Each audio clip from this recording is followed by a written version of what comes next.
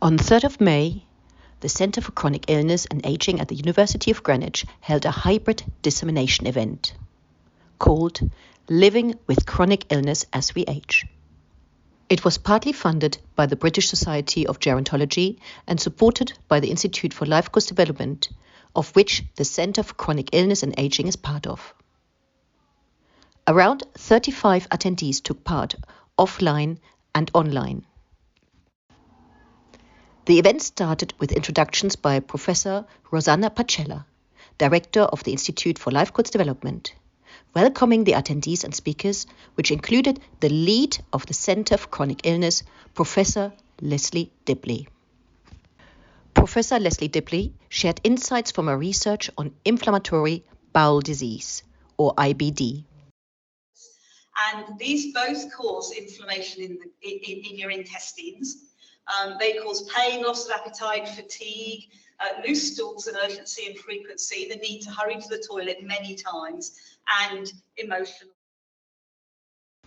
Professor Dibley and her research team was one of the first to capture statistical evidence on the daily impacts of IBD, particularly the struggle with loss of bowel control, even when the disease is inactive. She further developed tools for clinicians and for patients, all which support better patient care. Professor Omo Ojo, Professor in Nutrition and Diabetes in the School of Health Sciences at the University of Greenwich, spoke about the different types of diabetes, the prevalence, diabetes symptoms and causes. So in terms of the types of diabetes, there are three main types.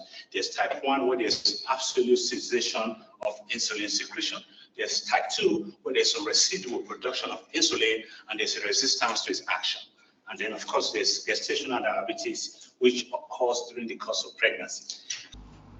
Professor Ojo has carried out several randomized control trials, or RCTs in short, and meta-analysis to examine the effects of variations in the diet for patients with type 2 diabetes.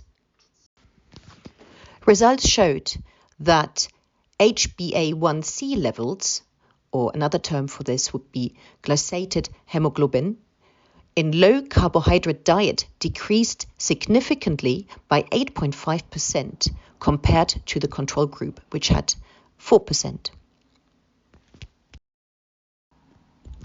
They further found that the long-term use of low glycemic index diet of Kerala cuisine has been found to promote weight loss, enhance insulin sensitivity, and reduce the cardiovascular risk.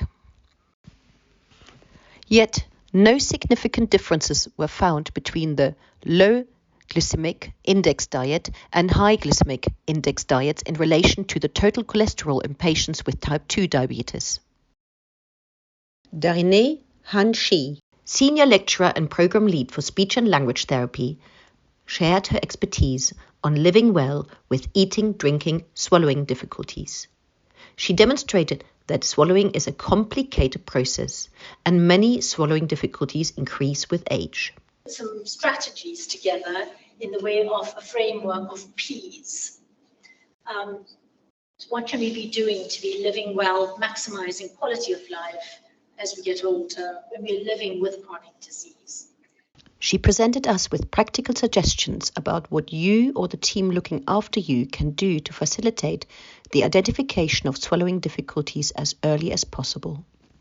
We want to be able to identify dysphagia as early on as possible, because that will allow us to sit with you and plan and future plan.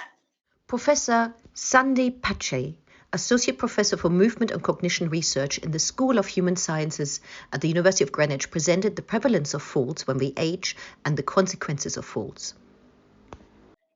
And assessment of gait initiation is very important because it can enable clinicians, but researchers at the same time, to identify and diagnose disturbances in the locomotor system.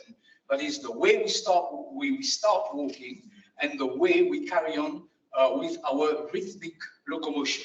And this is very important because a good understanding of that may enable us to understand what can lead to falls, and we can pinpoint some predictors of falls. He showed that gait initiation is a highly complex process between our brain activity and muscle activity involving the stepping foot and stance foot. Measuring the vertical ground reaction forces during experiments showed that reduced peak amplitude of vertical ground reaction forces could be a good predictor for risk of falls. Dr. Kafui, Adjaye-Gbewonyo, Senior Lecturer in Public Health at the School of Human Sciences, presented on the risk of cardiovascular diseases among 40 to 80-year-olds in England. Cardiovascular diseases is among the leading causes of death globally, and with the S.Patchay research, she aims to identify and compare the population trends and risks in England and South Africa from 1998 to 2017. So how do we define people's risk for cardiovascular disease? One of the risk scores we're using is developed by the World Health Organization, and the latest version is from 2019. There's another version that doesn't require any lab measurement. So that's based on your age, your sex, your blood pressure, so the systolic blood pressure, whether you smoke or not, and then your body mass index, which is a measure of overweight and obesity. So it looks at your weight compared to your height. Her preliminary findings show that cardiovascular diseases risk decreased for men and women in England in all age groups, except for younger men aged 40 to 49, where it remained fairly flat. Interventions to reduce smoking, blood pressure, and weight, especially by targeting men and starting at young ages, may help to reduce gender disparities in CVD risk. Dr. Marianne Markowski, Research Fellow at the Institute for Lifecourse Development, spoke about the importance to involve service users in research and knowledge exchange at different stages of the knowledge production cycle. Knowledge exchange is a flexible opportunity to involve more people with lived experience, service users and service providers in research and projects in novel ways. So I had experience of doing research with people who have dementia and also are not mobile. So again, lots of challenges. One of the challenges when I was here, I thought like, okay, I'll bring some forms along and they can fill them in afterwards when they have tried it out.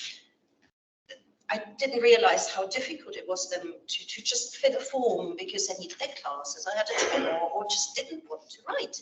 So scrap the form bit when you're in places with very vulnerable older people, but be open for having conversations. This is a project recently which I did, which was a knowledge exchange project. Very enjoyable. It was a somatic co-creation, so we did it based on movement, and with the movement we combined other activities, which was very empowering for everybody who took part. And I took part as sort of a participant, and I have to admit it was very, very transformative because it really brought home how important it is to let the body talk as well, not just your mouth and your, the written word, but actually collect information from people from more sources than others. The attendees asked questions, and their questions were usually centered around the